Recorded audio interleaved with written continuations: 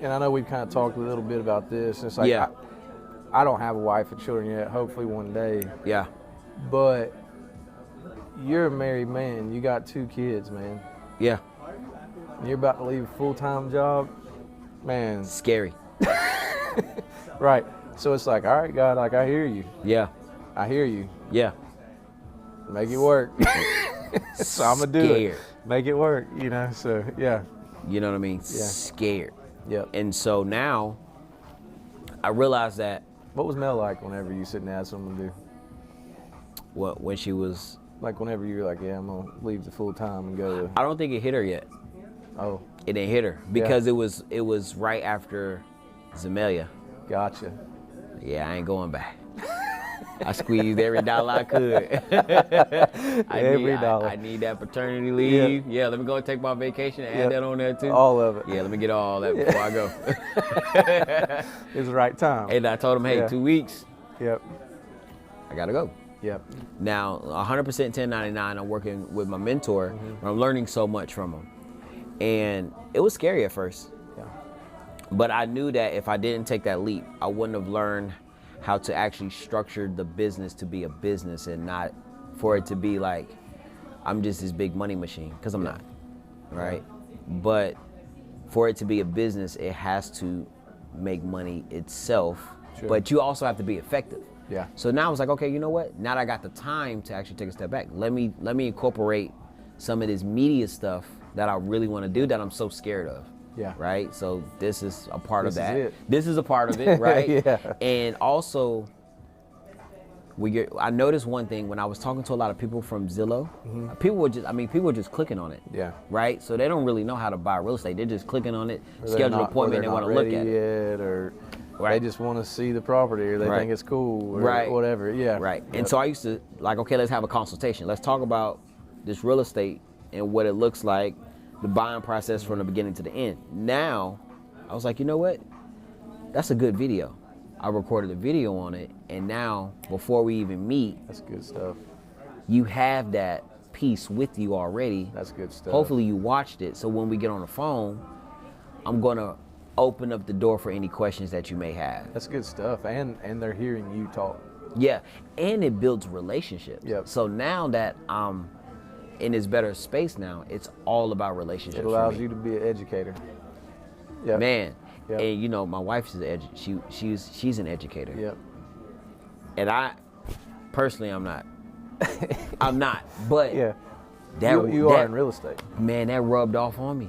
Yep. Man, and I'm like, man, I sound like a school teacher. I need to teach real estate. That's it. You know what I'm saying? But yeah. You know, teaching people and learning how to be effective without spending so much time has been the key to success for me. Oh, I believe that. You know, that's good. And I'm not paying that's a for nugget. I'm not paying for any lead system or anything. Like, everything's 100% referral, and I just, truth be told, I let God run it. Yeah. Because if they truly want to buy, yep, we're going to meet at some point. Absolutely. Cross paths. Right? We shook hands at some point. Absolutely. Yeah, and you know, you never know who you're going to meet. That's the biggest thing. It is, and it's you know, that person that you think would never remember you. Never. They end up remembering you, and they may not be the one buying or selling, but they have since given your name to cousin Jenny or whoever down the road. Yes. And it's like, hey, I met this guy Khalil, super guy. Yeah. Like, cool, very dude. knowledgeable. Yeah. Very personable. Yes. You need to give him a call. Yes. You know, it's It's that simple. Absolutely. All about that impression. Absolutely. Let me ask you this. Yeah.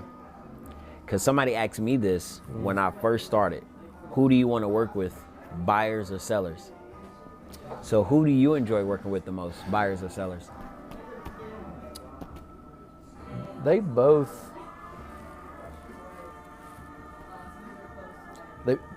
They both require a lot of work. You know, I think a lot of people. I think a lot of people look at realtors and they're like, man, they just put this paperwork together and then they cut the check after it's done. No, man. There's a lot of hours that go into this. Yes. And a lot of it's behind the scenes. They don't see the conversation with the attorney, coordinating with, you know, septic inspector, or surveyor, whoever. Yeah.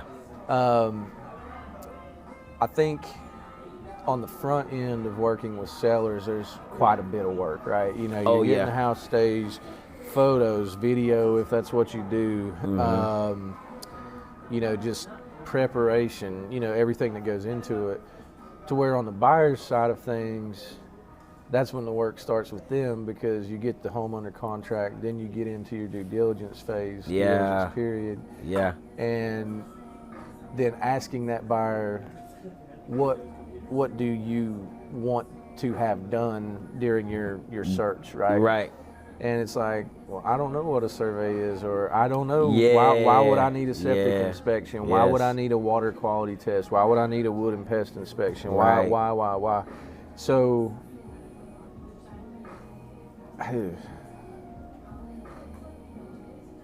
I think, I mean, I get enjoyment of working with both. Really do. There's something really special about seeing a young couple or older couple buying their forever home, or just anybody. Yes. And seeing them close on a home at whatever point or whatever chapter they're in their life. Yes. And seeing them take that step into that next phase. Yes. Whatever it is. Like, I've sold to first time, brand new, never owned a home, people buying.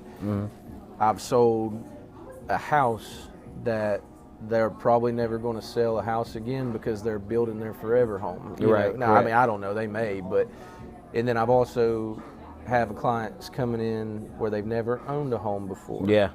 And they want to buy a home, and it's 30, 40 years, you know, that they've been saving up and working towards, right?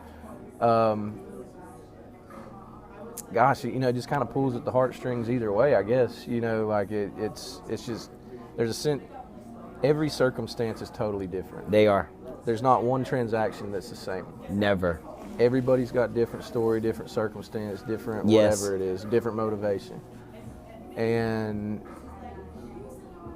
I think just seeing people get to the finish line and then they can like breathe, like, yeah, this is it. You know, like, we've done this. Like, that to me, like, being able to provide a service to people that is such a key and integral part of their life. Yeah.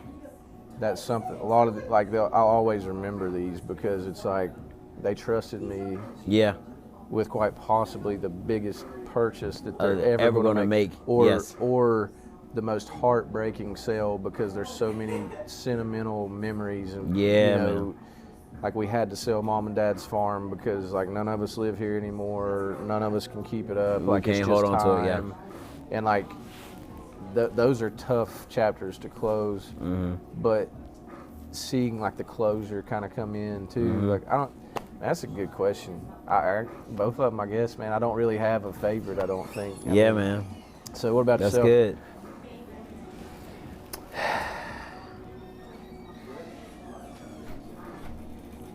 I think you make more money selling. When I analyze the competition, it's always about the sale. But personally, I'm in love with my buyers, man. Yeah. Yeah. I mean, I like both. Yep. I like both because, like you said, all circumstances are different, you know. But I personally like to help buyers, and I think you hit on was, you know, the experience, and I think even after the experience, still being able to be a resource. Yeah. Because your realtor does know plumbers, electricians, carpenters. I know a guy that knows a guy. Yeah. Right. You know what I mean? So still being able to provide a resource and still have that door open to answer any questions. And I love to see the transition, right? Yep. Okay, I don't know what I'm doing, to by the time we start submitting offers, you know what you're looking for, you know how this process is going to work, you know what we're going to do. It's like it involves a lot of teamwork. Yeah. You know what I mean? With that client, you know, personally. Okay, here's what we're going to do. Here's how we're going to go at it. Right. How does your schedule look? Okay, you got practice. Okay, the kids got soccer. Okay, cool. Kalia has, okay, we got to go here. Shamel has to, Okay, you know what I'm saying? Like, let's piece this together. Yeah. Okay, I can't get to it today. Okay, what, you know what I mean? It revolves a lot of conversation. Right. And that's beautiful to me because I could see it from the beginning, and the joy after they close is like, yeah, it's a heartstring. You know it's what I mean? Like, man, like that was beautiful. It's things you'll never forget. I mean, now if you're looking at it from just like a simple business standpoint, you know, listings, I think you gotta have them. You know, because I mean, there's been numerous times where I've worked with buyer clients, and you know, we've been under contract on something, we terminate. We go under contract on something, then we terminate again, and they just say, "Oh, we don't want to do it anymore," or we're looking gonna give in a up new on area. Yeah. We're thinking about Texas now, and that's fine. You know, like things change, but I think the thing. So I think the thing is like when you have something happen in life, you always can have a supply. Yep. And if you have the supply, the demand will come. Yes. Now, markets are ever changing. Yes. But the supply is the listing. Yes. You have For that sure. supply. You have to. Somebody out here has to have the demand of this supply in order to come get it. So Yes. From a business standpoint, I think listings keep you alive in the game. Yeah. You know, they do. And that's not saying anything bad about buyers, but when you have those listings, like that's very, very, very important. Very Plus, lucrative. Yeah. From a marketing standpoint, your name's on the sign, your number's on the sign. People driving by that joint all day long. Every day. Yeah, and every 1,000 people that pass by may not call you, but there may be 3 that do. You know, it's like you're a celebrity. Exactly. So it's like it's very, very important, I think. So yeah, absolutely. But, yeah, man. I love working with sellers, man. Well, and I'll tell you, like even like last fall or a year ago, when the floods came through. Oh man, how was that? It was like, what did that do to it, man? So I've lived in the mountains my whole life. Yeah. Okay? And love where I live. Yeah. But we're forever growing. You know, like there's a lot of people come to the area. I mean, even if you go to Western right now, like you can tell a night and day difference from 10 years ago or however long it was when we were there, right? Yeah. And 2016, we're getting old. Man. Yeah, man. I ain't got a gray hair yet. Knock on wood. But everything just kind of stopped. Okay. Like when you have something like that happen, everything just kind of comes to a screeching halt. Mm-hmm. Like whenever you're out of power for weeks or a week. Oh man. You know, like where my folks were, we were very fortunate and didn't get the damage. And it's kind of almost like you feel a little bit of guilt because there's so many people that are, you know, and if like all I'm having to do is repair a driveway and put my food in a cooler full of ice to get it through, like there's people that lost their house, like there's people that lost their life, you know. Yeah, man. But one thing that I was concerned of is the area kept growing. I was like, you know, I feel like this small town's kind of losing that small town. Yeah. You know, it's just flustered now. I guess there's so many people, you know. Yes. But I was on the positive of it, and I hate that something that large and that crazy had to happen. But everybody, that community was just still there. And it's like everybody was still like helping each other. People were getting their tractors out, you know, doing wellness checks, dropping food to people, whatever somebody could, you know, possibly need. There were people out there trying to provide it, and then, you know, also search for loved ones or pets or whoever may be missing. But as far as real estate, it just stopped, like, for a little while. You know? How long did you say the business stopped? Well, I mean, I don't think there were 2 places I could go get cell phone service. One was at our high-tech center. I'm giving out my secrets now. Yeah. The high-tech center, and then also Lowe's is where where I could get phone service.